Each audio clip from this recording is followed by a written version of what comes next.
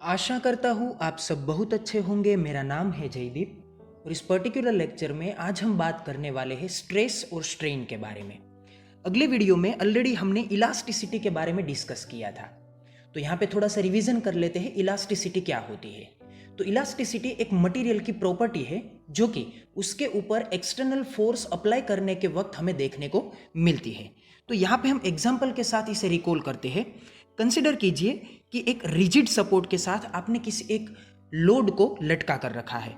जैसे ही आप इस रोड के ऊपर कुछ फोर्स लगाते हैं तो वो रोड क्या होता है, एक्सटेंड होता है। अभी हाल की कंडीशन में इस रोड की लेंथ जो है वो क्या है, एल है, और इस रोड के नीचे आपने एक हैंगर लटका के रखा है।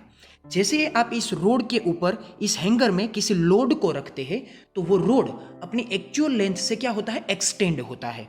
और ये एक्सटेंशन किस वजह से आया, क्योंकि उस हैंगर में रखे जाने वाले लोड की वजह से उस रोड के नीचे फोर्स लग रहा है, और इसी फोर्स की वजह से आप यहाँ पे कंपेरेटिव लेंथ में आने वाले चेंज को ऑब्जर्व कर सकते हैं। तो ऐसी प्रॉपर्टी को हम कहते हैं इलास्टिक प्रॉपर्टी। कुछ इसी तरह से आप किसी स्प्रिंग को कंसीडर कर सकते हैं। अगर आप किसी स्प्रिंग के नीचे m मास का किसी ब्लॉक को लगा देते हैं तो वो ब्लॉक यहाँ पे स्प्रिंग को एक्सटेंड और कंप्रेस करता है। इस कंडीशन को हम यहाँ पे ऑसिलेटरी मोशन कहते हैं, लेकिन ये जो मोशन आपको यहाँ पे ऑब्जर्व की जा रही है वो किस वजह से है, वो यहाँ पे इलास्टिक प्रॉपर्टी की वजह से है। कुछ इसी तरह से कंसीडर कीजिए किसी एक सिंपल से मटेरियल को जो कि अपने अंदर से अलग अलग मॉलिक्यूल्स के एक स्पेसिफिक अरेंजमेंट की वजह से बना हुआ है। इस कंडीशन को हम कहते हैं यहाँ पे न्यूट्रल पोजीशन, क्योंकि यहाँ पे जो भी मॉलिक्यूल्स, जो भी आयंस या फिर जो भी एटम्स अरेंजमेंट में पार्टिसिपेट है वो सभी एटम्स, आयंस या फिर मॉलिक्यूल्स एक दूसरे से ऐसी पोजीशन में यहाँ पे सेट किए हुए हैं जिस वजह से ना ही वो एक दूसरे को अट्रैक्ट कर रहे हैं और ना ही वो एक दूसरे को रिपेल कर रहे हैं। ऐसी कंडीशन को हम कहते हैं न्यूट्रल पोजीशन। लेकिन कंसिडर कीजिए कि अगर मैंने इस मटेरियल के ऊपर यहाँ पे टेंसाइल फोर्स लगाया तो क्या होगा, ये मटेरियल यहाँ पे एक्सटेंड होगा। लेकिन ये एक्सटेंशन किस वजह से होता है, क्योंकि यहाँ पे ये जो आपके इंटरनल मॉलिक्यूल्स, एटम्स या फिर जो आयंस है उन सभी के बीच में डिस्टेंस बढ़ जाता है। और ये डिस्टेंस बढ़ने की वजह से क्या होता है, वो मॉलिक्यूल्स, वो एटम्स या फिर वो आयंस एक दूसरे को अपनी ओर अट्रैक्ट करने लगते हैं, जिस वजह से यहाँ पे वो वापिस अपनी न्यूट्रल पोजीशन में आने की कोशिश करते हैं। ऐसे कंडीशन को हम यहाँ पे कहते हैं रीस्टोरिंग फोर्स को रिप्रेजेंट करने वाली कंडीशन। क्योंकि जैसे ही आपने यहाँ पे एक्सटर्नल फोर्स लगाया तो इंटरनल एक फोर्स प्रोड्यूस हुआ जो कि एक्सटर्नल फोर्स की कंपैरिजन में इक्वल मैग्नीट्यूड में होगा, लेकिन उनकी डायरेक्शंस एक दूसरे के लिए क्या होगी, ओपोजिट होगी। कुछ इसी तरह से अगर आप यहाँ पे कंप्रेसिव फोर्स को कंसीडर करते हैं तो क्या होगा, ये आपका मटेरियल कंप्रेस होगा, और कंप्रेस होने की वजह से इंटरनल स्ट्रक्चर में क्या चेंज आएगा, तो वो सभी मॉलिक्यूल्स, एटम्स या फिर आयंस एक दूसरे के एकदम नजदीक आ जाएंगे, जिस वजह से वो एक दूसरे को रिपेल करने लगेंगे और वापिस वो अपनी न्यूट्रल पोजीशन में आने की कोशिश करेंगे। तो कुछ इसी तरह से भी यहाँ पे इंटरनल और एक्सटर्नल दोनों फोर्सेस एक दूसरे के क्या होंगे, ऑपोजिट होंगे, लेकिन यहाँ पे मैग्नीट्यूड क्या होगा, इक्वल होगा। तो ये था आपका elastic nature in given any material. तो अब हमें यहाँ पे ये समझना है कि आपकी ये जो इलास्टिसिटी की प्रॉपर्टी है वो प्रॉपर्टी यहाँ पे मटेरियल टू मटेरियल चेंज होती रहती है। तो इस कंडीशन में अगर आप यहाँ पे किसी भी मटेरियल का इलास्टिक नेचर कंसीडर करना चाहते हैं, एक्सप्लेन करना चाहते हैं, स्टडी करना चाहते हैं, तो आपको कुछ यहाँ पे पैरामीटर्स को एक्सप्लेन करने होंगे। उन पैरामीटर्स में हमारे यहाँ पे दो इंपॉर्टेंट पैरामीटर है जिसे हम कहते हैं स्ट्रेस और स्ट्रेन।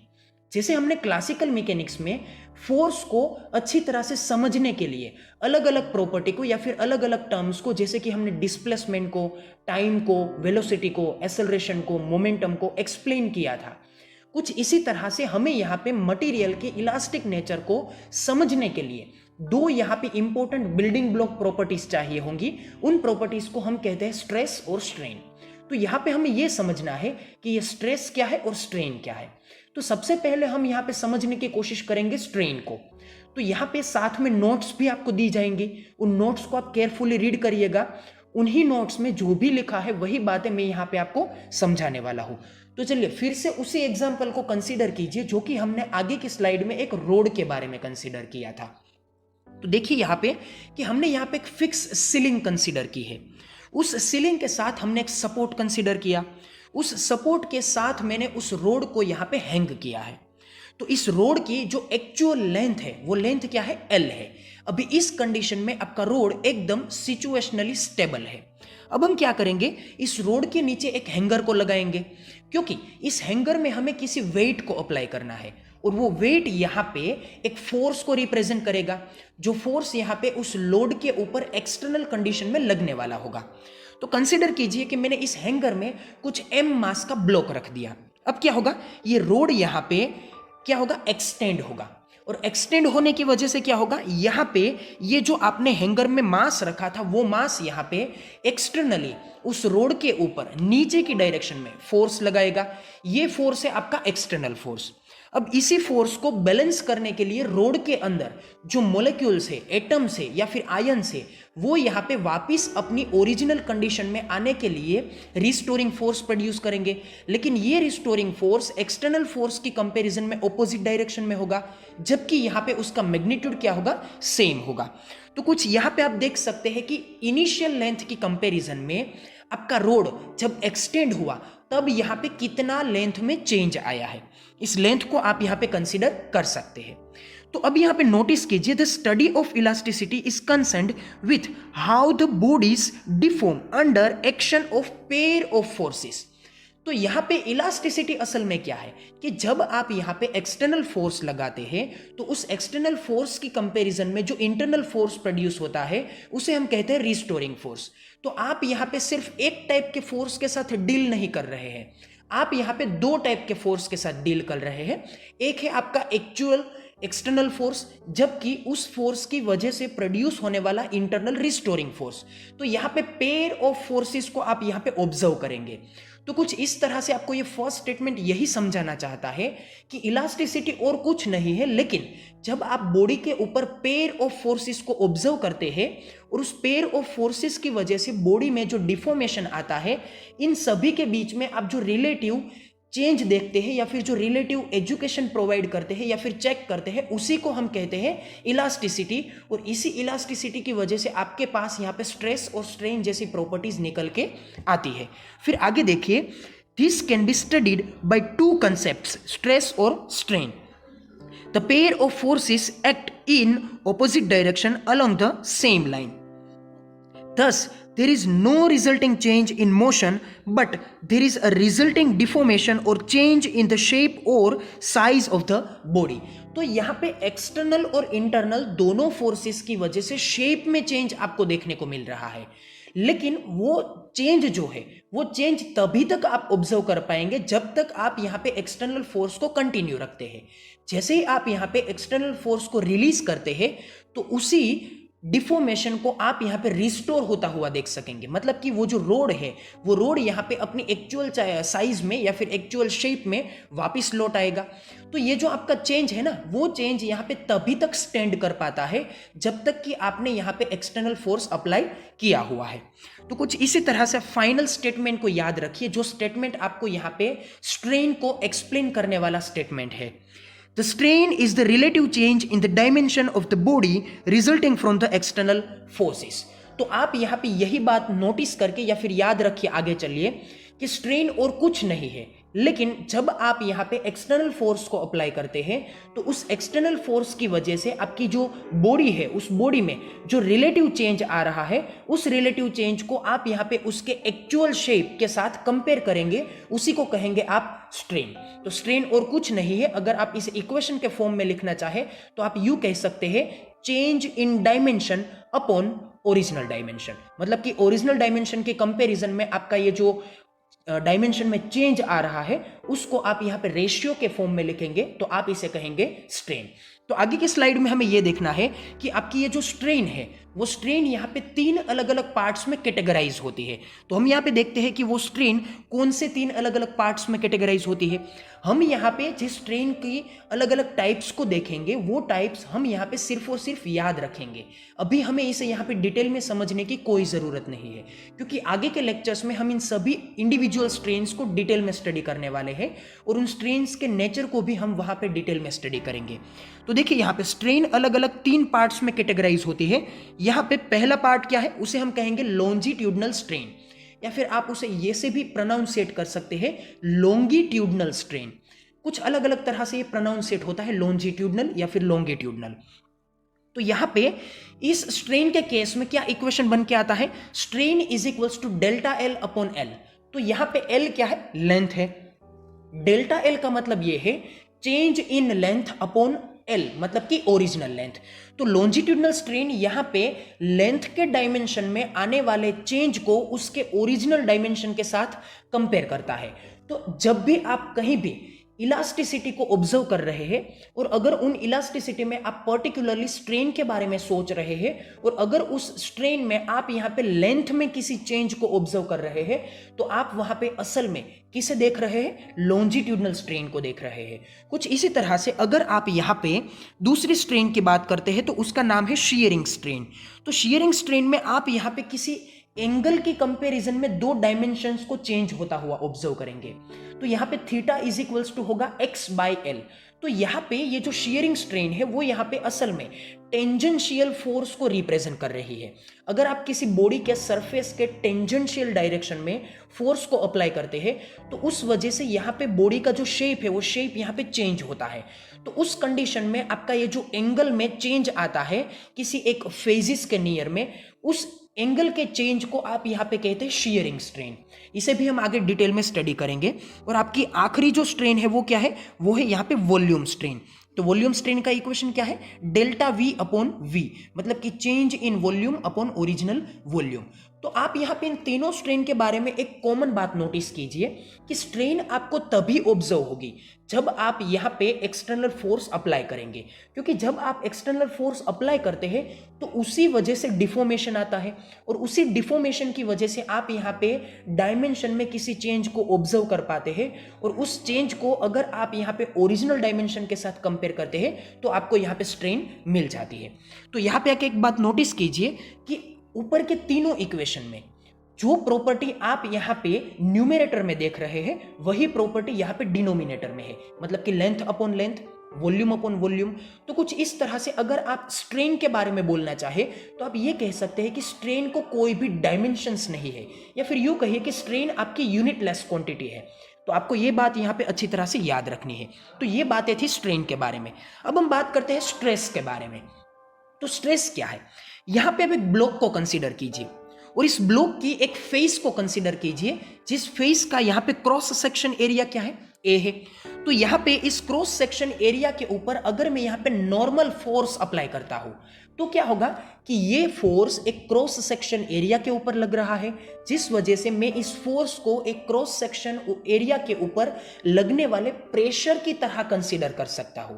लेकिन यहाँ पे प्रेशर को हम डिफाइन नहीं करना चाहते हैं, हम यहाँ पे डिफाइन करना चाहते हैं स्ट्रेस को। तो यहाँ पे आपको थोड़ी सी कंफ्यूजन होगी कि जो प्रेशर का इक्वेशन है वो प्रेशर का इक्वेशन क्या है, फोर्स अपॉन एरिया, जबकि स्ट्रेस का इक्वेशन भी यहाँ पे क्या निकल के आ रहा है, फोर्स अपॉन एरिया। आगे हम बात करेंगे।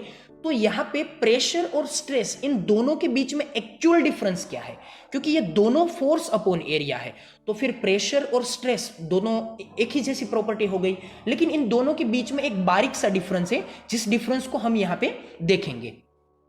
तो जैसे हमने आगे समझा था कि अगर किसी मटेरियल के शेप में चेंज आता है तो उस शेप में आने वाले चेंज को अच्छी तरह से एक्सप्लेन करने के लिए हमने स्ट्रेन का इस्तेमाल किया था।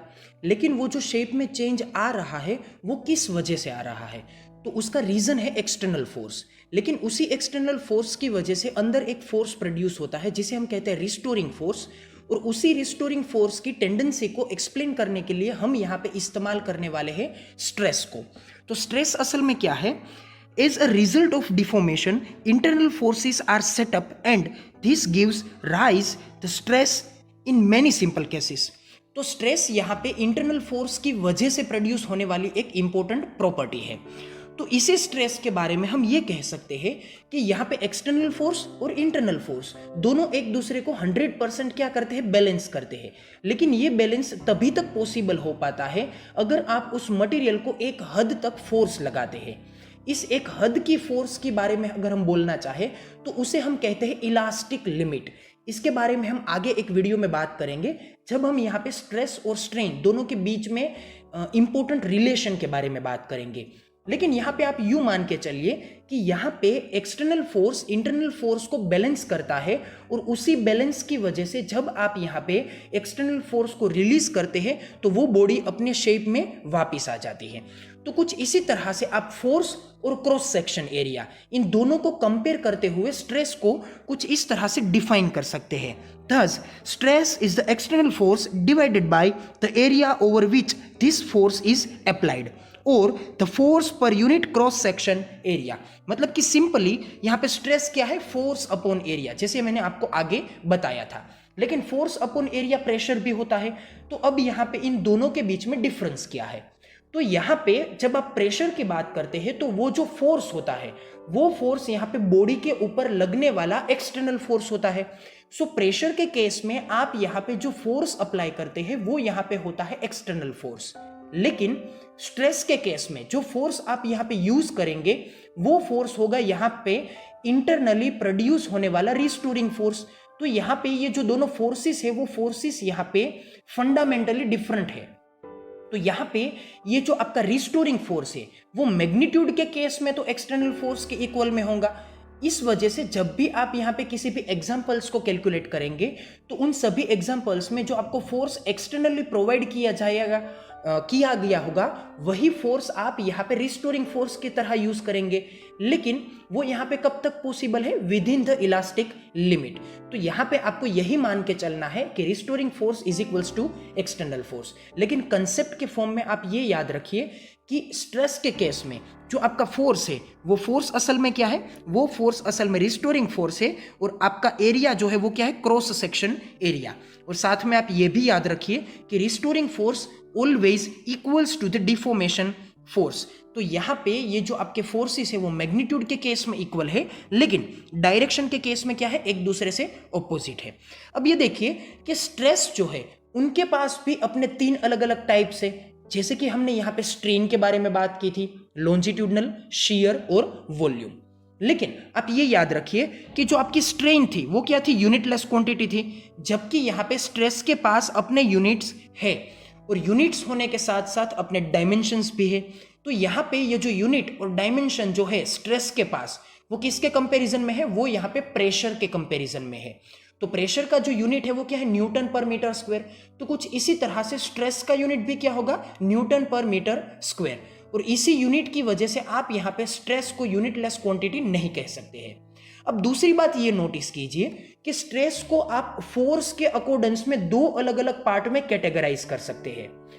तो यहाँ पे ये जो फोर्सेस है वो फोर्सेस 2 टाइप के हो सकते हैं, एक हो सकता है कंप्रेसिव और दूसरा हो सकता है टेंसाइल।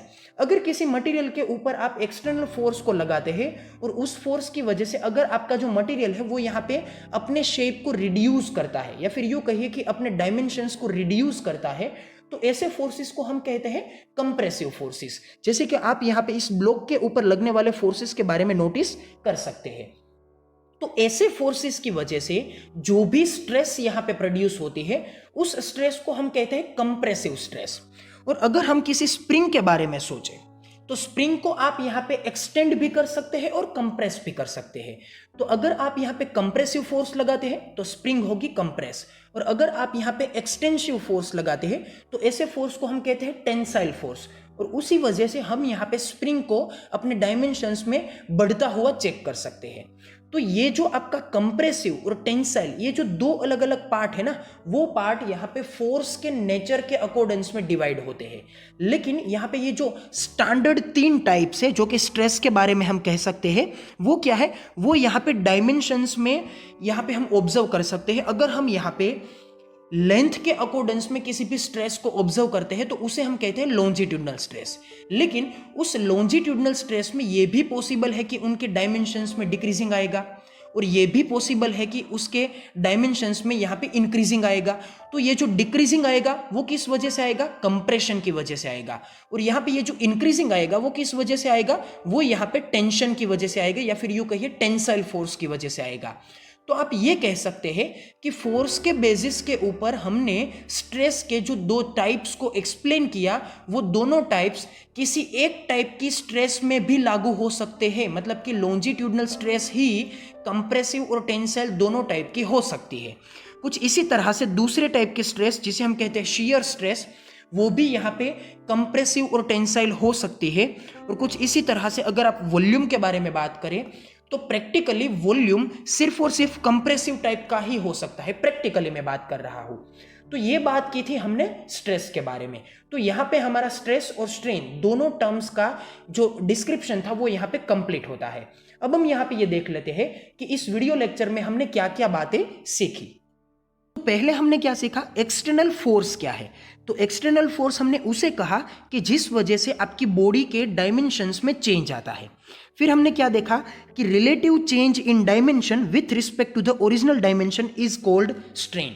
मतलब कि स्ट्रेन को हमने डिफाइन किया कि जो आपका रिलेटिव चेंज इन डायमेंशन है with respect to the original dimension, उसे आप कहेंगे स्ट्रेन। और कुछ इसी तरह से हमने टाइप्स ऑफ स्ट्रेन को भी देखा, जिनमें हमने 3 अलग अलग टाइप्स को देखा, लॉन्जिट्यूडनल, वॉल्यूम और शियर। फिर हमने देखा force per unit area is what, stress. और कुछ इसी तरह से हमने स्ट्रेसेस के टाइप्स को भी देखा, और वो टाइप्स क्या थे, same like strain, longitudinal, volume और शियर। फिर आगे हमने देखा कि स्ट्रेन जो है वो क्या है, यूनिटलेस क्वांटिटी है, लेकिन आपकी जो स्ट्रेस है उसके पास अपना यूनिट भी है और डायमेंशन भी है। और यूनिट क्या है, वो भी प्रेशर के एकदम सेम है, और यूनिट बन के आता है न्यूटन पर मीटर स्क्वायर। और आखिर में हमने स्ट्रेस के बारे में देखा कि स्ट्रेस को अगर आप फोर्सेस के नेचर में अकॉर्डेंस में देखना चाहते हैं तो वो यहाँ पे टेंसाइल और कंप्रेसिव दोनों टाइप के हो सकते हैं।